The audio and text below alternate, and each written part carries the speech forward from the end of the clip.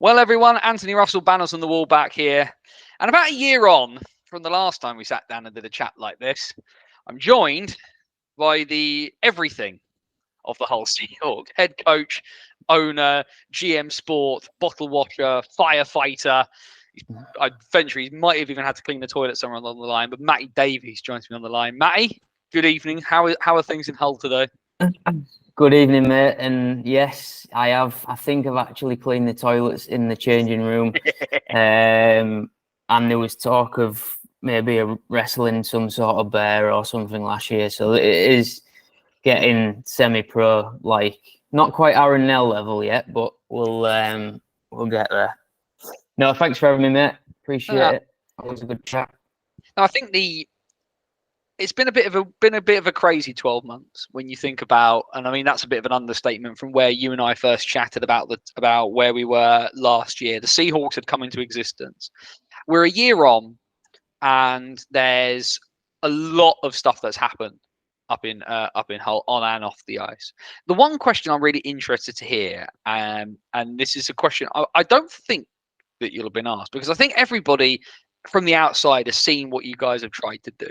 They saw the ups, they saw the downs, they saw that late push for the playoffs. You know, that second half of the season was fantastic.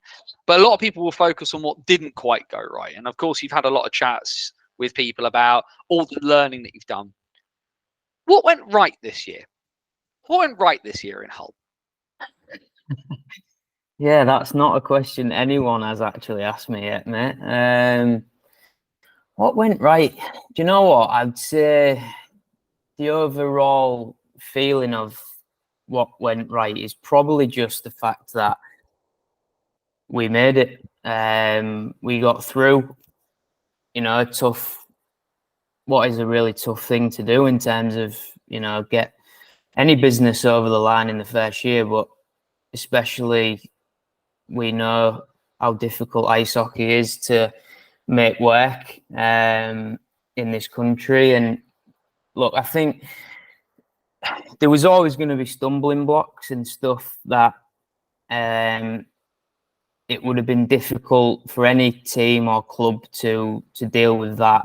And that's not like poor us. It's just that's just what happened. A lot of the stuff, look, I do think looking back now, a lot of the stuff was our fault in terms of we probably didn't apply for visas as soon as we could have done. It was getting to the point where it was sort of a week either way. But looking at it now, I mean, it was 12 weeks into the season. So that initially was obviously that was an error.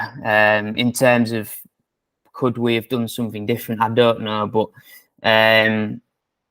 so the things that obviously went wrong, it's just part of the gig, right? And I think you're gonna get these things. What did we get right? You know what we got right? We got merch right. We got social media right. We got fan engagement right. We got I think match night experience. Now that's not my side of it, just because I can't do that when I'm on the bench.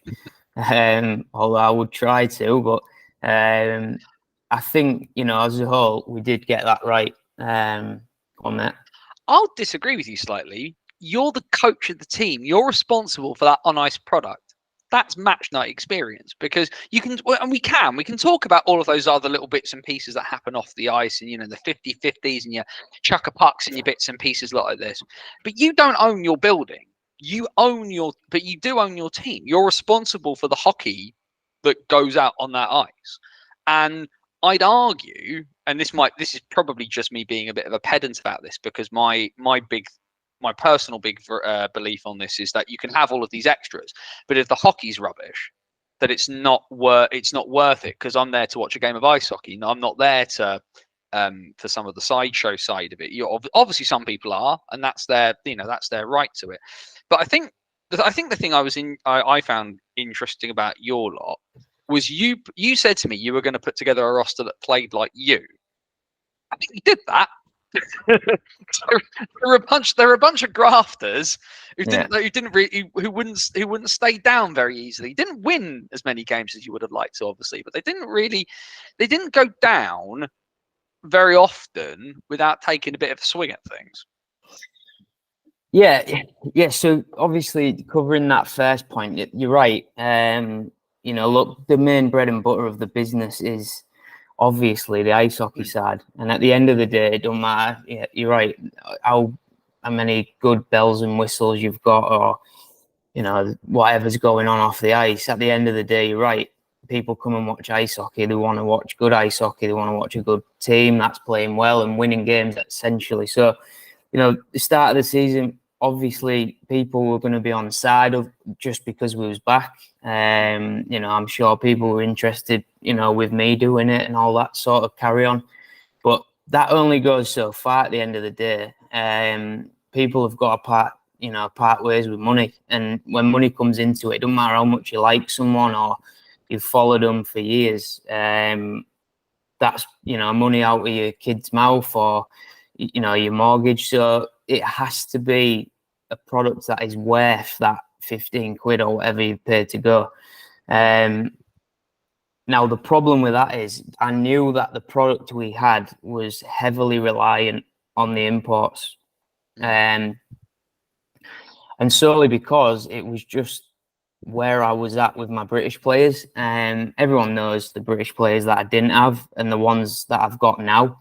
And obviously I've rectified that. But that was where I was, and I had to go and get, let's be honest, to the luxury players at the end of the day. That there was the two furthest away from my sort of players that I had, which at times caused me a lot of headache. But at the same time, look, we saw what Emil did towards the end of the season. Arguably, towards the end of the year, I didn't see anyone playing as good as he was. He was, a goal a game. He finished 31 in 31. His points were 2 points a game. That's essentially the same or around the same as, Cole. Not quite Brownie, but he's not on that scale. Yeah. So yeah, I mean, exactly. You're right. At the end of the day, it was a team that no matter what anyone could have said about it, even early doors, I've said this before, that immensely proud of the lads that did do that for me last year, just because, look, we was going up against teams that some of them players I had no right to be on the ice with. But no matter what and how it went, then they stuck with it. They played exactly how I asked them to. And the biggest thing was, just graft, hard work, and, do yourselves and the club proud. And that's essentially how we kept it all year. It's really difficult, mate, as you well know. Losing, week in, week out to start with is a big dent in everybody's, and we had a chat during the season and it was really hard going for a long time. Yeah. But look, you turn up in Basin Stoke and won, like I said, you bloody went to just to annoy me. Yeah, and we appreciate that, mate. We're going to ruin it. I might as well ruin it for myself in the bargain, I think. Exactly, yeah. So, no, it was always that thing of, look, it's our first year back. And that old chestnut get thrown out there. And I don't like it. I'm not a fan of but it is our first year and all that sort of stuff. But at the end of the day, it was.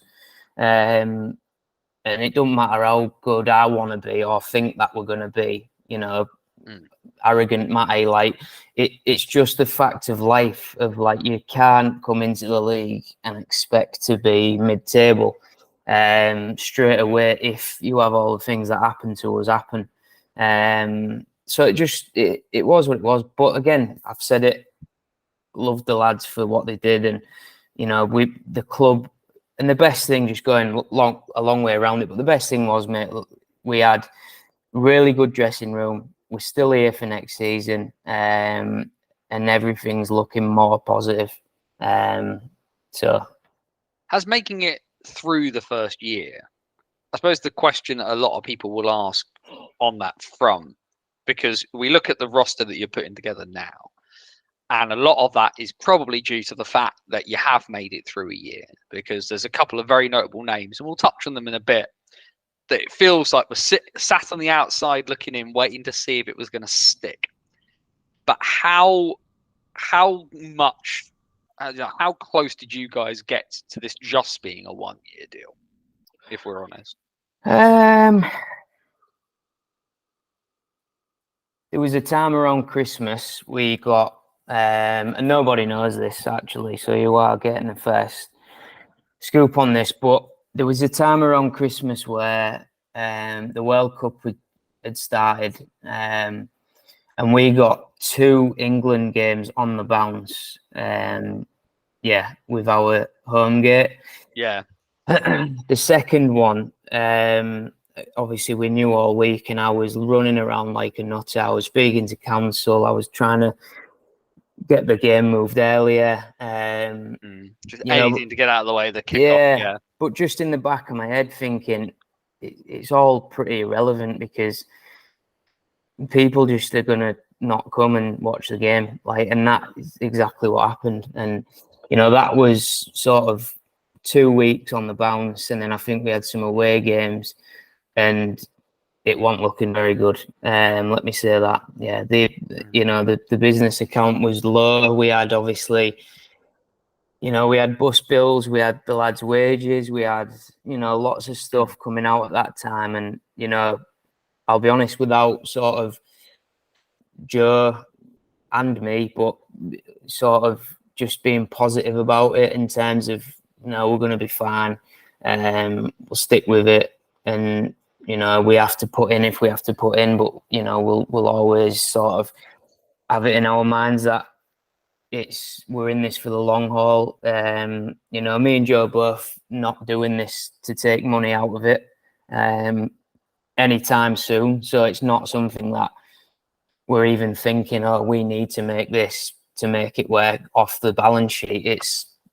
There's none of that. So it's just, we have to survive, but it's long term. So, no matter what happens, it's all getting put back into the club, into the business to keep it here long term, and thrive in 5-10 years down the line.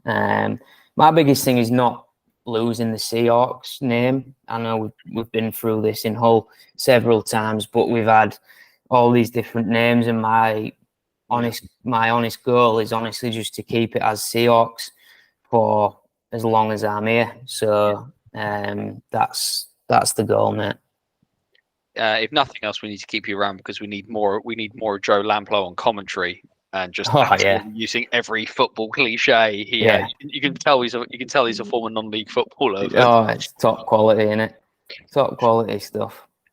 Did have a whale of a time watching a couple of the Bison games in Hull, about talking about getting it in the mix. It's just like, he's, because the thing I find interesting about Joe, and obviously you and him have been friends for a very, very long time, and his involvement with the sport has kind of been through you, but it's interesting to hear him on commentary.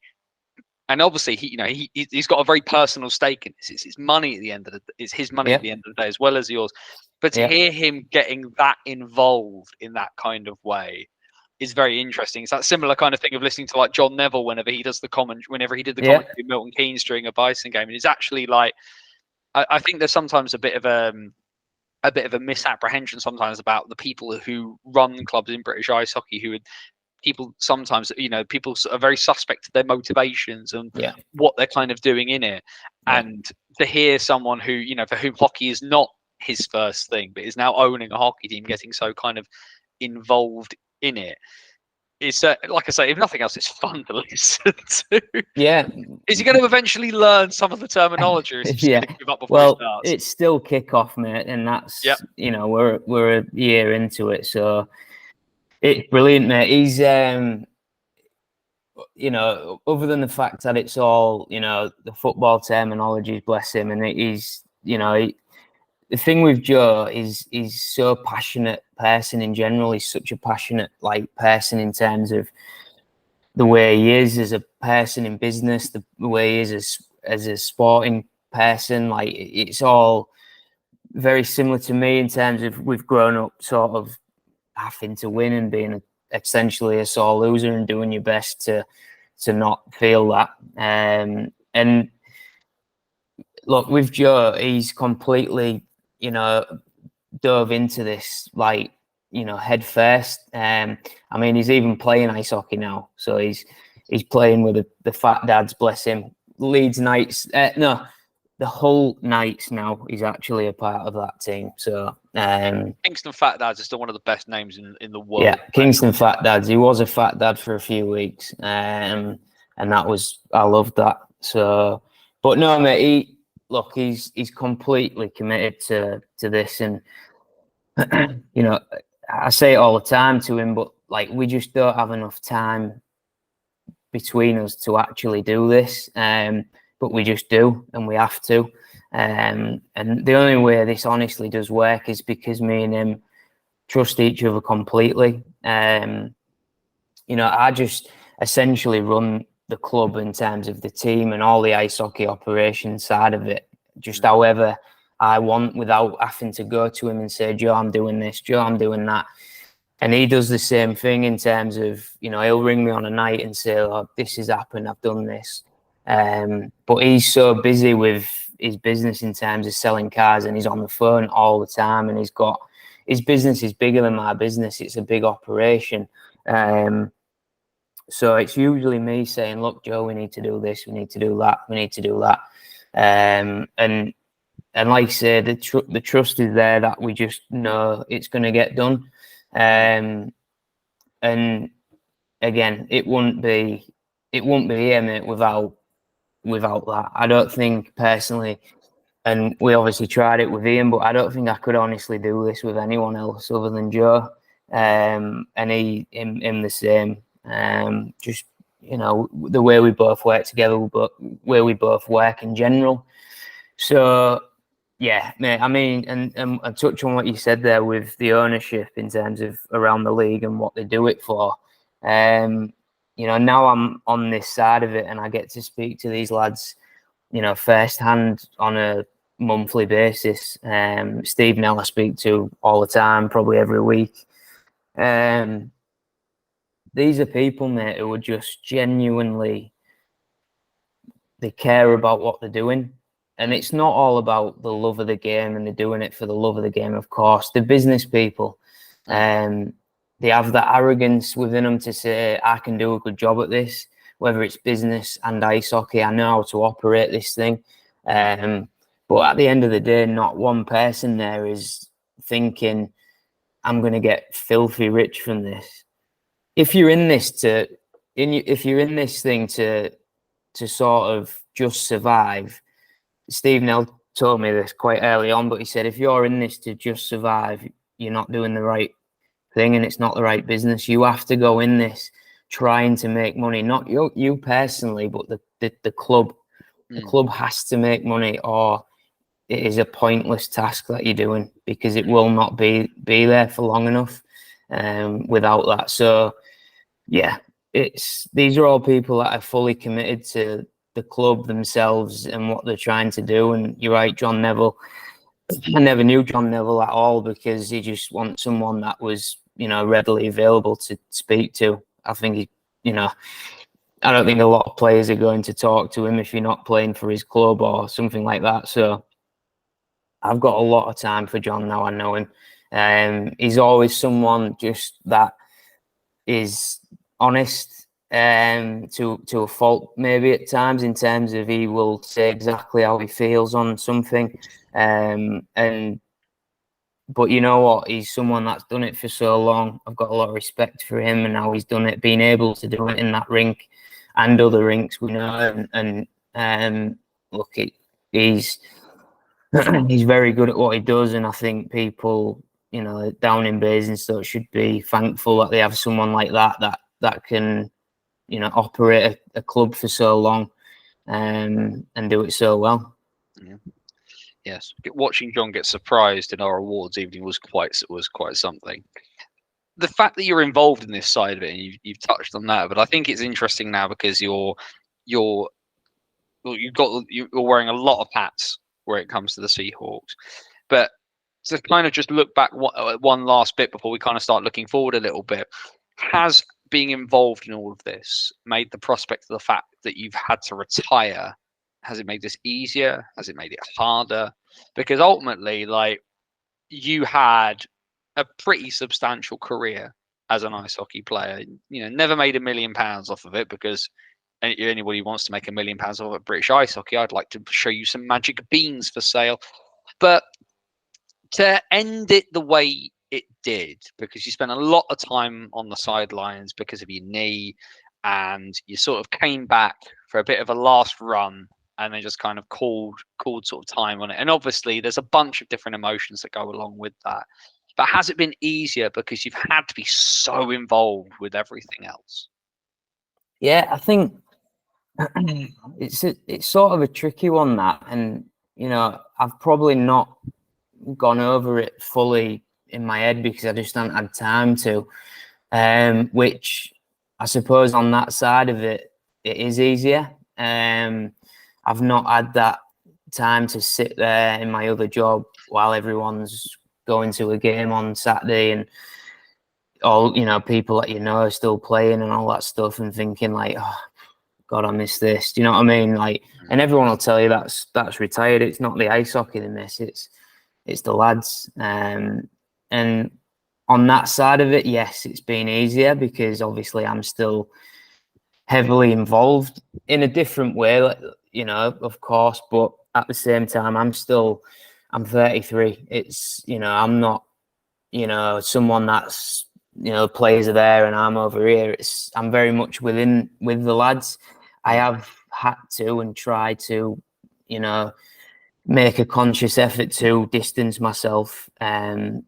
You know, not because I'm the coach necessarily. It's actually probably because I'm both. And I've got to think about things a little bit more with, you know, a bit more thought in terms of the money side and obviously the playing side. So it's difficult in that sense, but also, again, I'm still around it.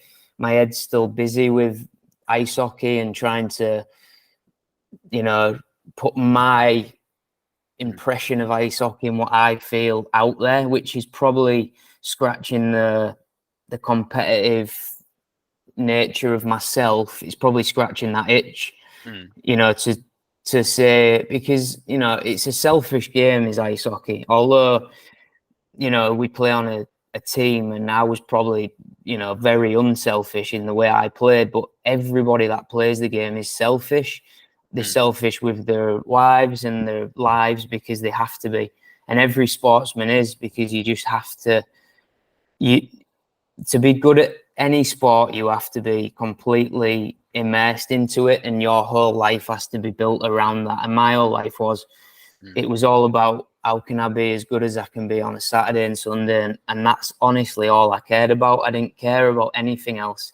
And, you know, that for me has changed. But again, my whole focus now is, how can I get the best team on the ice and win games and basically prove everybody wrong? Because that's what I'm doing at the minute. I am trying to prove everybody wrong in terms of, you know, I've said this already, but people's impressions of us, no matter how many good players we sign, is still going to be you finish bottom. You've still got to prove yourself in terms of not being that team again. So I have that in the back of my head, and also just running the best club I can. So I have that side of it. You know, in terms of playing, I mean, look, there's absolutely no doubt in my mind that if I was still playing now, this would be very, very difficult to do.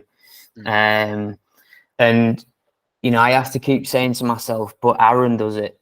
So if he can do it, then I should have been able to do it. But I look at it and it's a very different situation what Aaron's in there. You know, he's got basically a staff there now that, you know, the club is almost running itself. Don't get me wrong, that kid does a lot of work, and does so much stuff behind the scenes within the league that people don't even realise, and still manages to score, you know, 50 goals every year. So, you know, hands up to Aaron. But, you know, my job here is just, there's a little bit more going on for me. simply because we're just not that far into it, and I'm relied on to do a lot more at this stage. But look, the playing side of it, you know, would I like to be playing still? Of course, I miss that side of it 100%. But I've said this to someone else. I don't miss me now. I don't miss how I would feel now playing.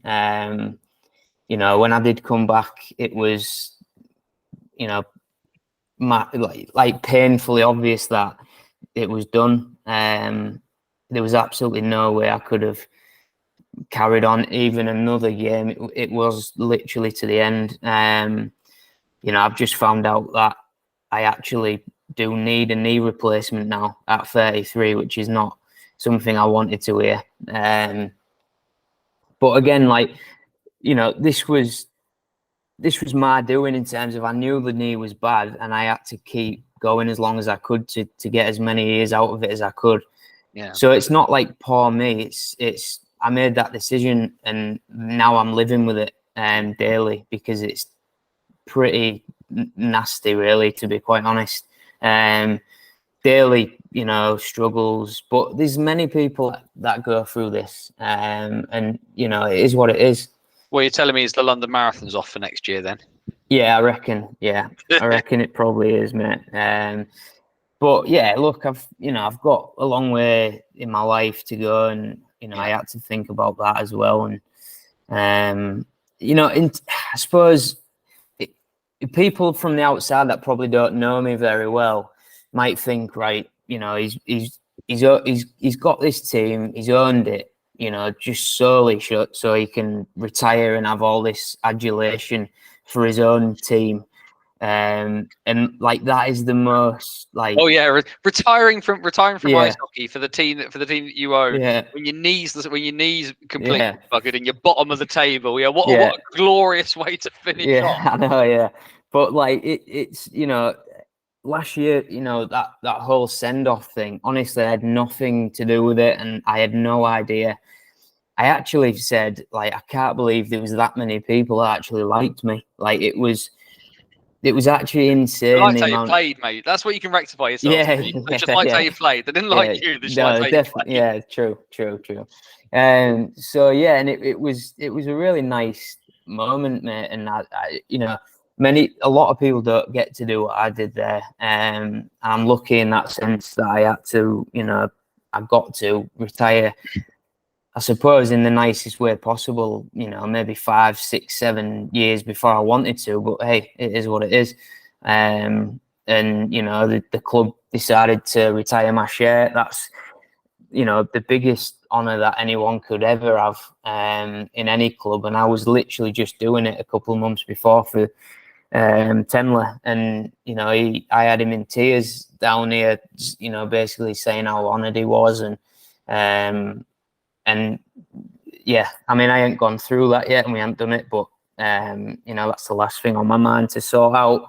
But yeah, I don't think you can organise your own jersey retirement. No, I know. That might be a little bit egotistical. But this is the problem. It's like, if you know, nothing gets done without me actually doing it. So it's like, it might not ever get done. So that's fine, but we'll see. So yeah, it is what it is, mate. But yeah. How quick after all that adulation did the wife bring you back down to earth? Oh, immediately, mate. Like, you know, pretty much straight away. It was, she left early with the kid, got home. She was like, he's doing my head in. You need to put him, like, he wants to see you. He's missed you. Like, I had to stay at the rink for a bit. So it was like, get home and see your kid. It should also be said as well that your good lady wife was very interesting on Twitter about shouting at your local MP, because of course we'll touch on it very briefly, but Emil Svek and Andre Themar as a import duo, when they got here, were fantastic, and when they actually got going, but your wife on Twitter shouting at your MP to get some sort of assistance to the point the Seahawks got mentioned in Parliament.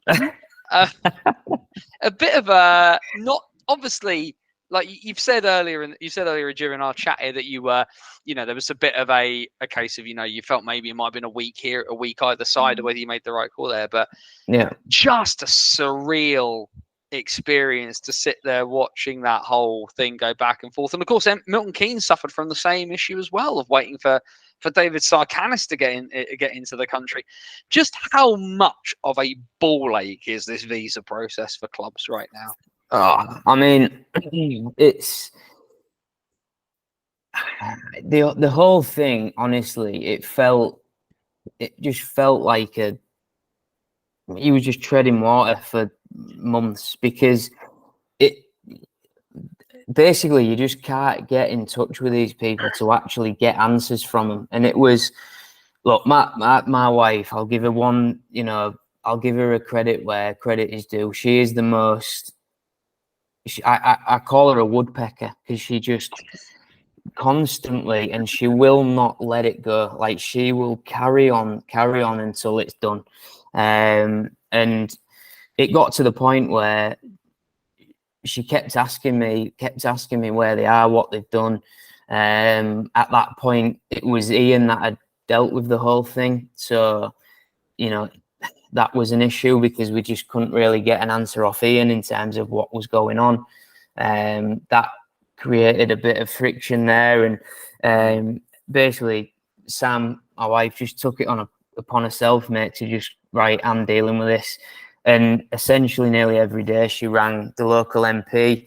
She got quite close with her, weirdly, and we invited her to a game and stuff as well, which is another story. But yeah, she just ended up just constantly getting in touch with her. They was unbelievable. They pushed it through massively and went to basically the top person that deals with this in terms of, country, nationwide. And it got done, but I think it just took so long that it's just mental. I think, look, the whole thing is, obviously we know why it is, and obviously Brexit is what it is, but I just find it very difficult. Yeah, literally, I find it just very difficult to understand that people that are willingly coming here to work, pay tax, just can't get into the country. But there seems to be people that do come over that get in very easily. So I don't know. I find it just weird. But yeah, I mean, that's probably another conversation. But yeah, mate, it was very, very difficult. British hockey politics are bad enough of that. You and I dealing into actual politics. Well, look, you made it. The year is done. The Hull Seahawks will ride into the next season, which is more than I can say for my own team. But I think the big thing, and I said, I mentioned it earlier, that it felt like there were a couple of lads who were on the outside waiting to see if it stuck. Because you didn't just bring home one prodigal son, you've brought home two. And I mean, how big is it, the fact that you've managed to get both Lee Bonner and Bobby Chamberlain to come back to Hull? Yeah, I mean, the word is probably, it needed to happen. It was, in my head, it was like, it was a must. We needed to do it I think probably just for the club more than anything. I think other than the fact that they're really good players, they're both very Hull lads. They both live here. They both have a lot of family that come to the game still. And I just think, for me, mate, it was just a must on my side of it, that I had to sign them boys. They're both still top players in the league. I felt like Lee was the best player on the ice on that Saturday for Sheffield. He scored 2 goals. I thought he played really well. So he's still young. He's got a lot of game left, and he's a game winner. And to be honest, it's what we didn't have last year. We just didn't have someone like Lee to go and score a goal out of absolutely nothing and win a game. And Bobby is probably another thing entirely. Bobby is Bobby. Bobby is Bobby. Nobody like Bobby. Exactly, and you know we all know what Bobby brings. He brings everything. I mean, it's a hurricane of a kid, and he's a nightmare. But you know, he's one of my best mates. I've I've been like his dad for years. It's bizarre relationship. I'm like the only one that seems to be able to actually he's like a tornado, and then I'll just look at him and go, Bobby, just shut up, and he'll just shut up, and it's bizarre thing. But it's interesting because you mentioned about telling it to shut up, because one of the things I was the word that springs to mind with Bobby for me is volume, and it's not just in a literal sense. It's kind of every action with Bobby comes through at either 100 miles an hour or 100 decibels loud. Because there's the great clip from the Lightning's game where they beat Leeds in OT last year, where he was on commentary because he's suspended and he's shouting into the microphone and he's getting parrots chucked at him in Peterborough. Like there is arguably, and some people will say that there is a risk that comes with having Bobby Chamberlain on your roster, but the reward far outweighs that. And aside from the fact that your fans have been screaming at you to bring him home from as soon as the club came into existence.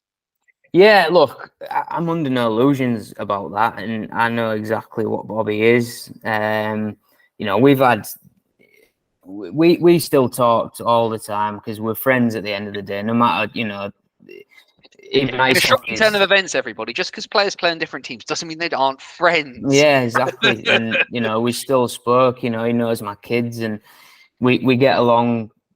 Other than ice hockey, you know, we're friends. So look, I think for me, Bobby would have signed with me last year if the situation was different in terms of, you know, his missus had a job there and she's a teacher, and there's all sorts sort of going on, sort of that in that side of it, and there's nothing, you know, we could have done there.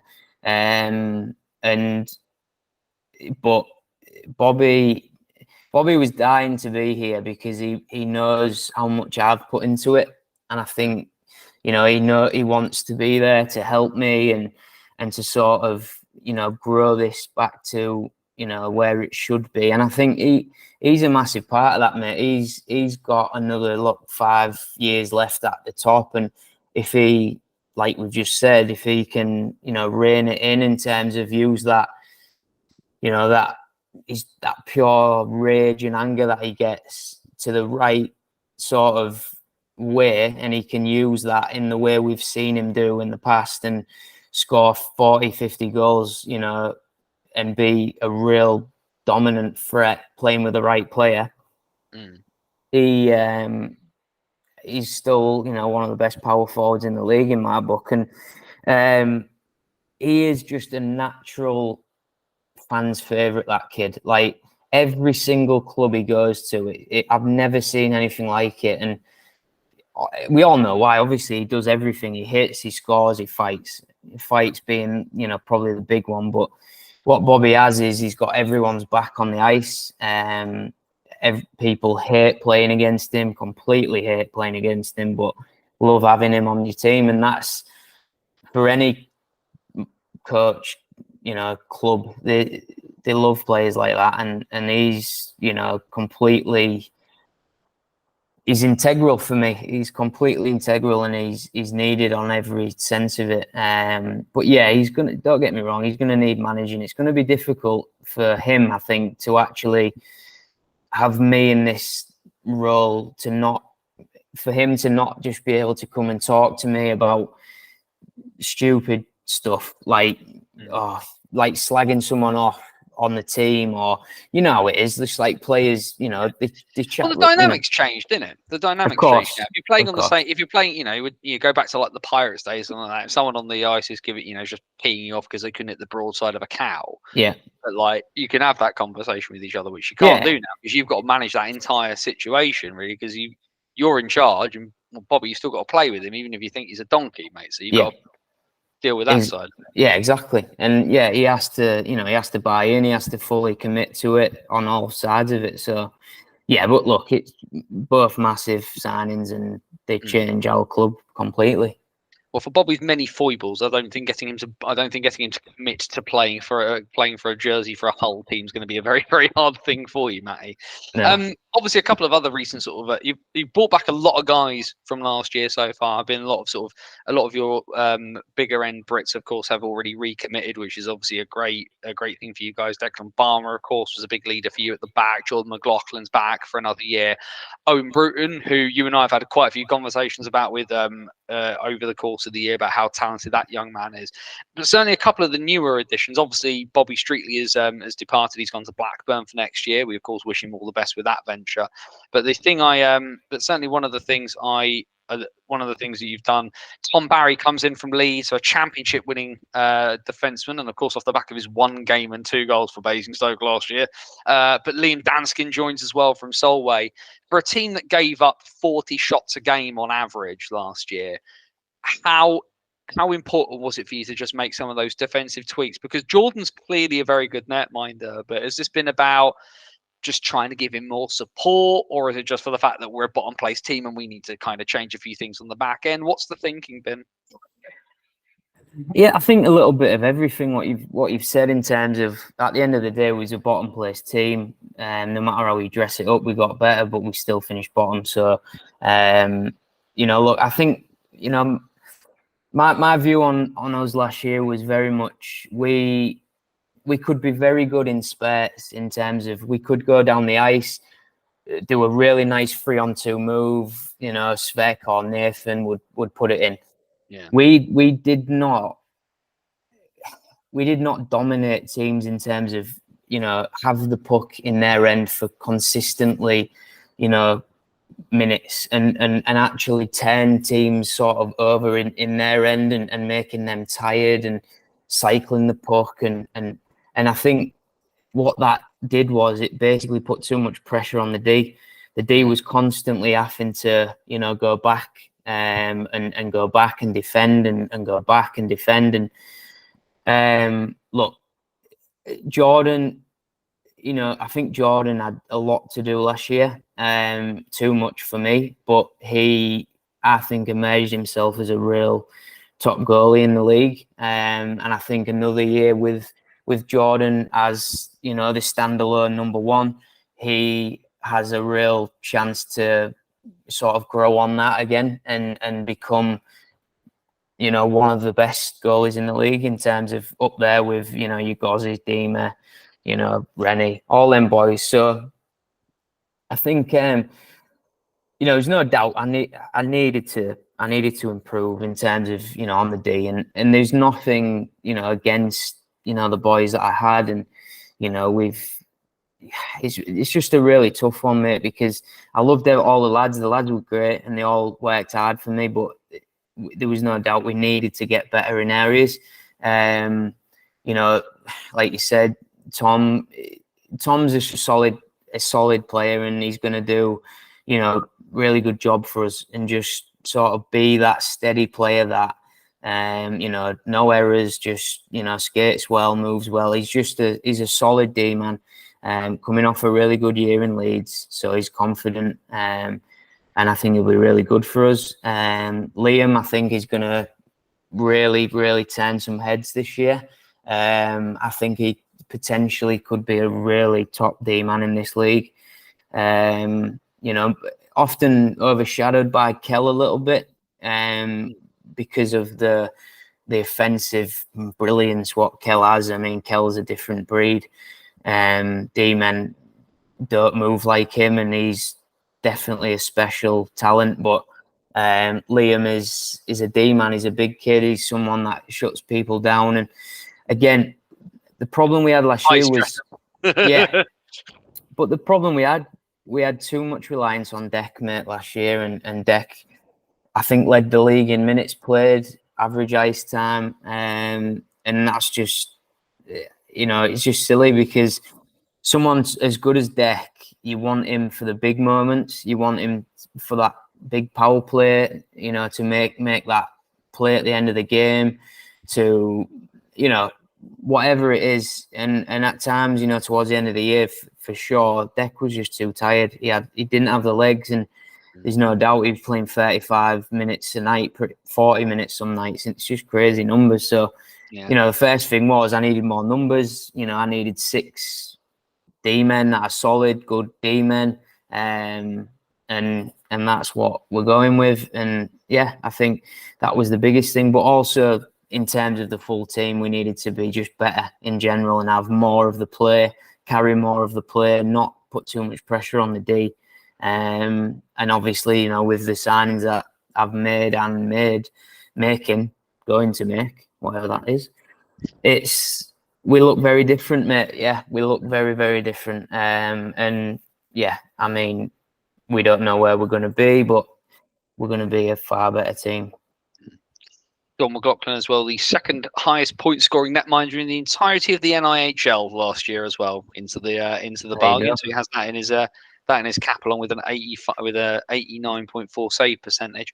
The new rules that have come in for this year have caused a little bit of perturbation for people initially, just because they sort of went, "Oh, you've got to have that many over 25s." No, they're not going to bring in rules that are going to kneecap the league champions, but obviously 3 imports is going to be a big talking point for next year.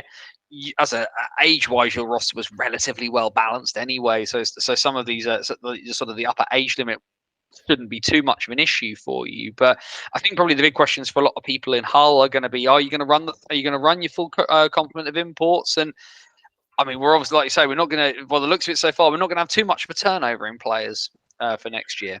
Yeah, I mean, it's interesting. I think initially the sort of the roster limits, I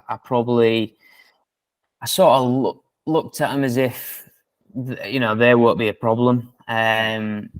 As I've sort of got into the meat of it and sort of completely, I've got the team sort of nearly signed, but I'm still constructing it a little bit.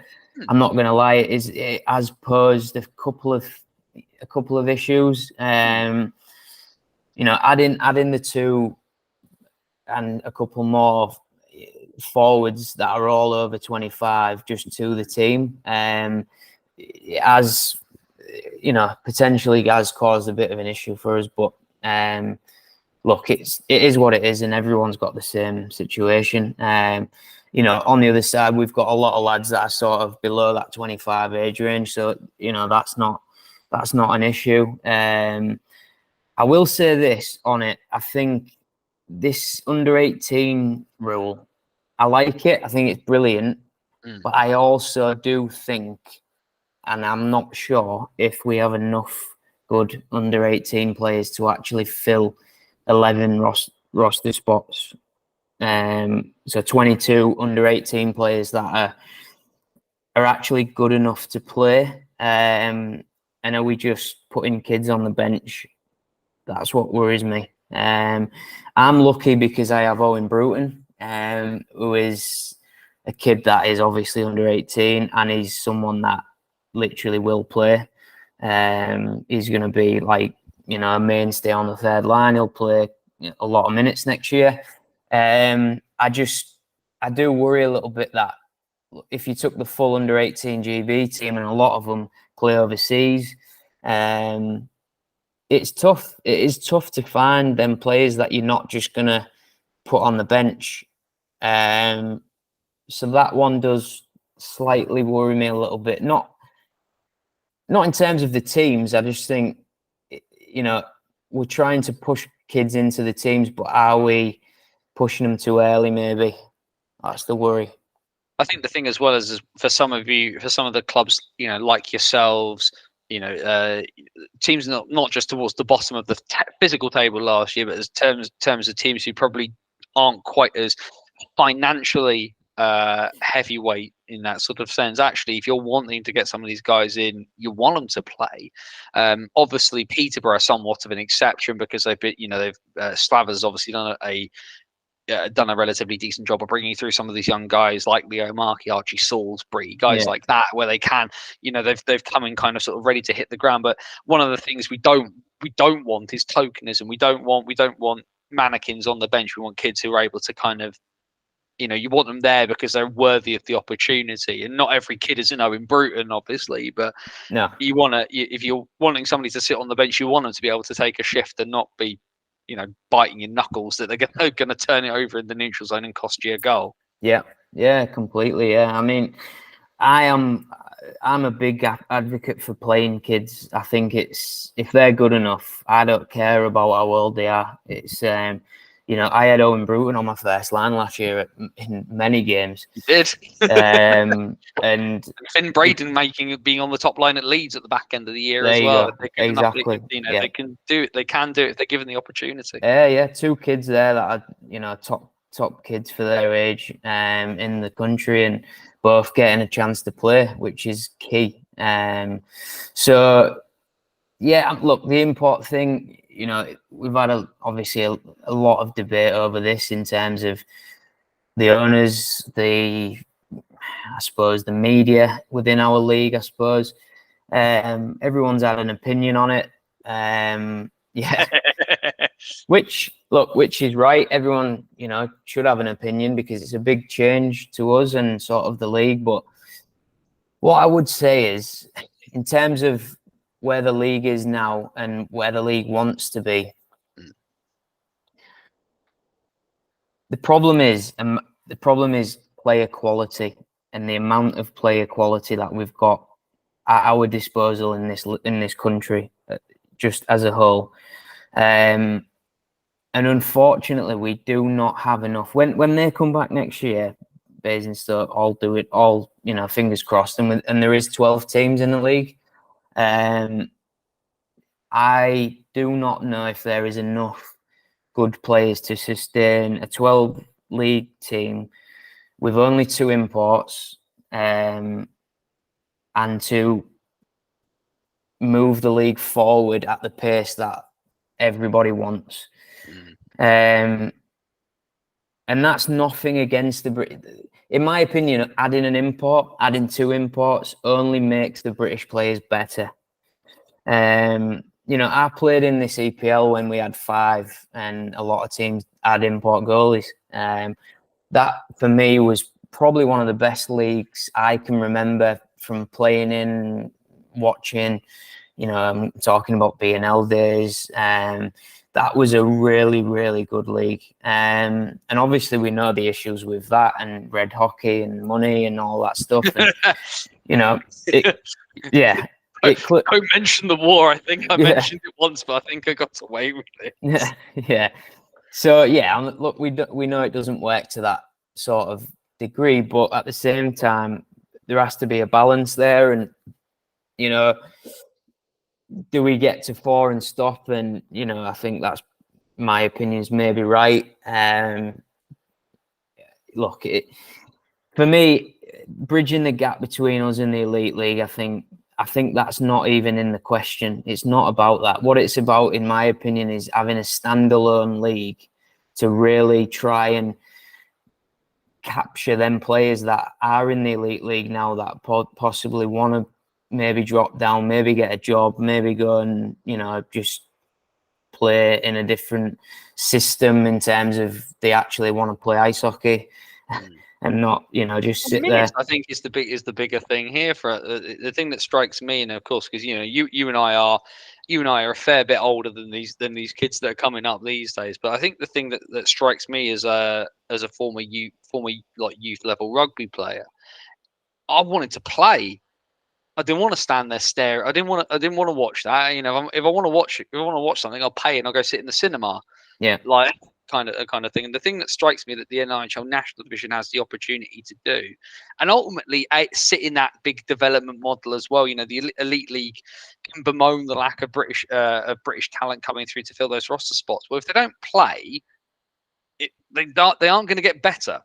No, it's the whole model. What they are sort of. We know the problems there, and we don't need to go on about that. But